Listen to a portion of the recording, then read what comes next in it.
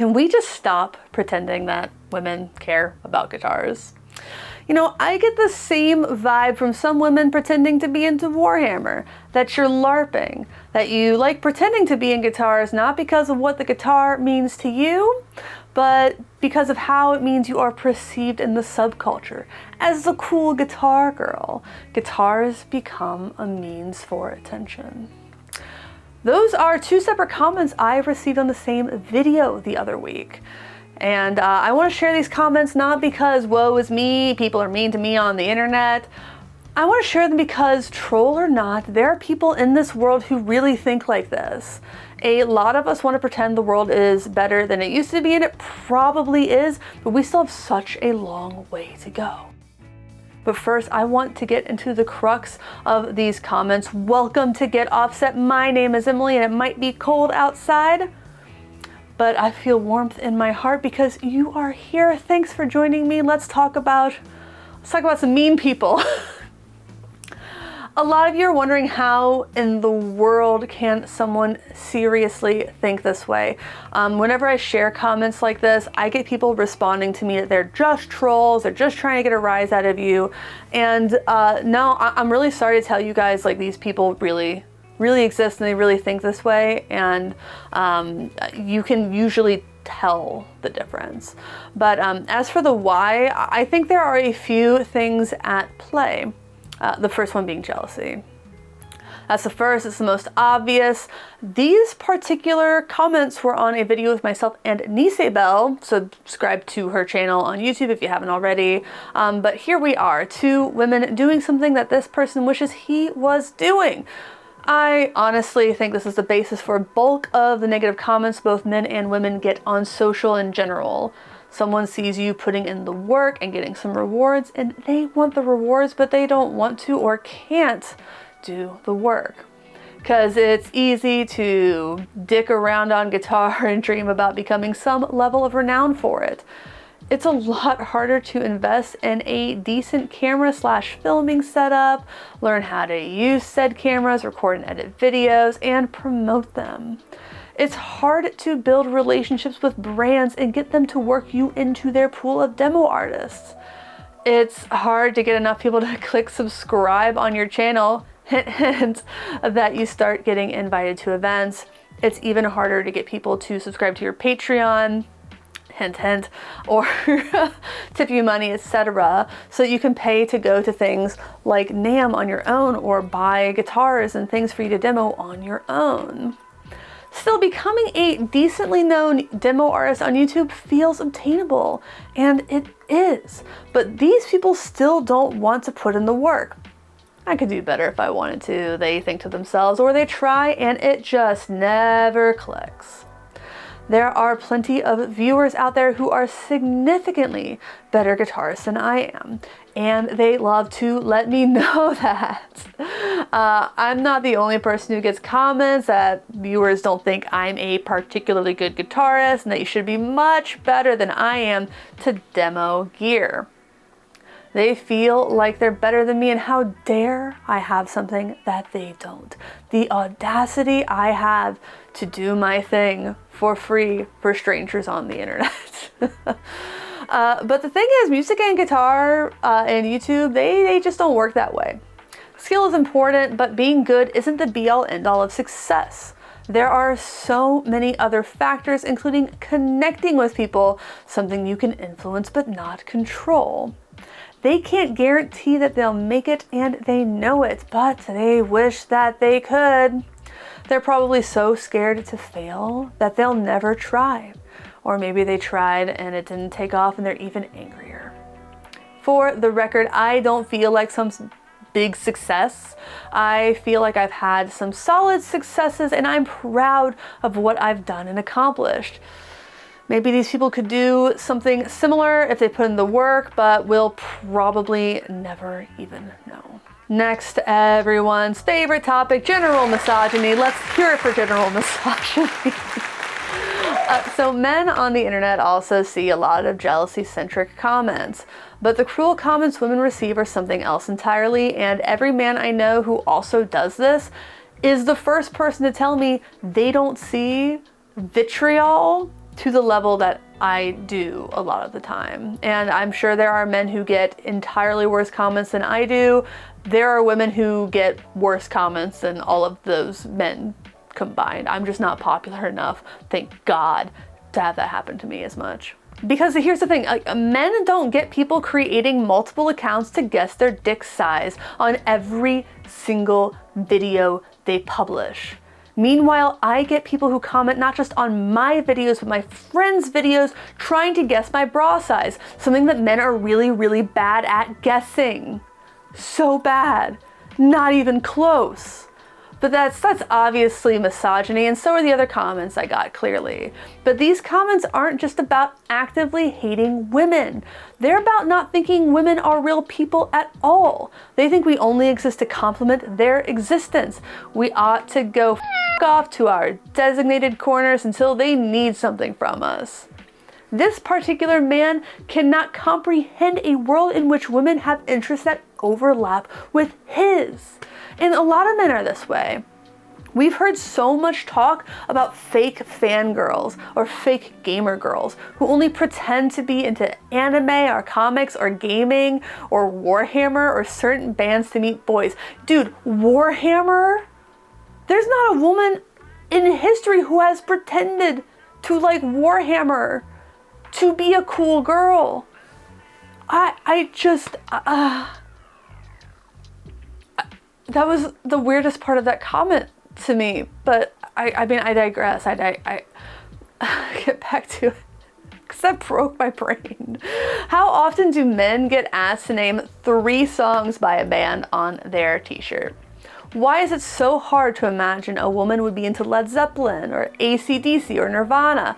These bands would not have had success to the level that they did if they didn't also have tons of women listening to them. Women's interests aren't considered serious, and this starts at a young age. People make fun of anything teen girls like, at least at first. This goes for their sports, because women's sports aren't real sports unless there's a trans woman competing in them, and then we must protect women's sports. Their music, you know, whatever teen girls like, isn't real or serious music. Even their art.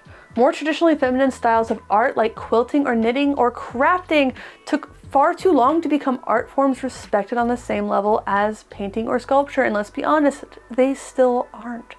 And there's really no reason for it. I mean, have you seen some quilts that like grandmas made? They're astounding. It's only when men latch onto these interests as well, for example the Beatles, that they're taken seriously. Rolling Stone was created so that men could gawk at rock stars the same way that women could in their like teeny bopper magazines without it being weird. That's why Rolling Stone existed. Read the book about Rolling Stone. I think it's called Sticky Fingers. It will break you. Broke me. So when a woman enters a traditionally, quote, male world, they can't possibly be serious about that hobby because women are intrinsically unserious. You know, they can't be serious about the hobby the way that men are, at least.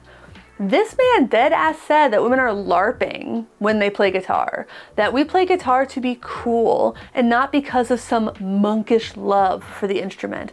Because as we all know, men never pick up guitar because they want to be cool. Men never pick up the guitar for attention or to get girls. And by the way, if you don't know what a LARP is, that's LARP. It stands for live action role play.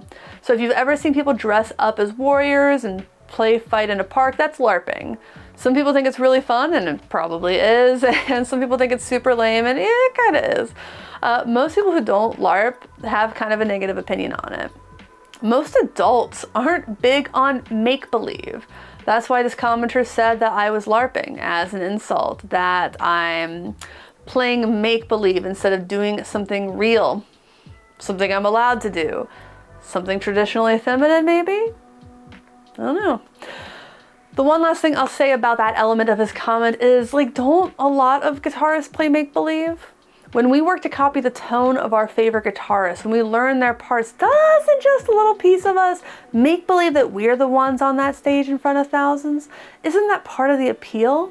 It's not all there is, but come on, even as adults, a lot of us still dream about being rock stars. But back to playing guitar to be considered a cool girl. I have always loved music. There are videos of me singing all the time as a kid. When I was a kid, I would listen to music and I would like assign the song, like I would daydream about music. As a little kid, we had this like Disney cassette tape and they were all children appropriate songs. I don't remember anything about it other than I imagined my different family members singing the other songs. I've always been immersed in music in a very active way. I've also pretty much always thought that guitar was cool.